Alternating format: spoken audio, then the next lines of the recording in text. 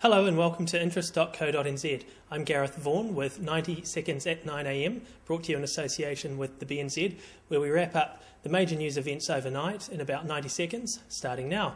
And we begin this morning with news that Rod Petricevic, the former managing director of failed property financier Bridgecorp, has been denied taxpayer-funded legal aid, but has been given time to decide whether to appeal the decision. Petricevic and Bridgecorp's former finance director Rob Roost are facing criminal charges brought by the Serious Fraud Office after Bridgecorp collapsed in July 2007, owing more than 14,000 investors $459 million. The company's receivers estimate investors are likely to get back less than 10 cents in the dollar.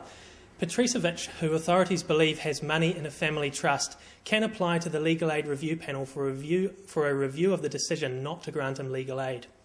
Meanwhile, in Australia, companies may lose more than $500 million in earnings this financial year following the floods in Queensland and Victoria. The hardest hit sectors are expected to include insurance, transport, engineering and mining.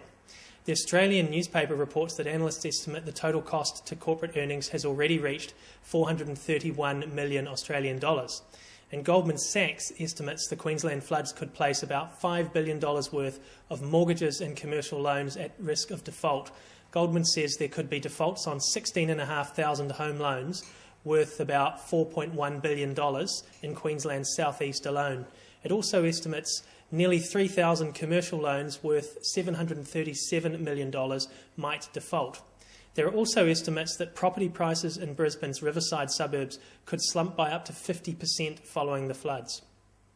Meanwhile, internationally, global stocks have risen to a 2-year high, with the euro gaining and German bonds falling after European finance ministers pledged to strengthen the safety net for heavily indebted European countries. Euro area finance ministers are mulling ways to give their €750 billion rescue fund more flexibility and haven't ruled out boosting its size. In the United States, the S&P 500 index traded near its highest level since August 2008, following 7 straight weeks of gains, which is its longest rally in nearly 4 years.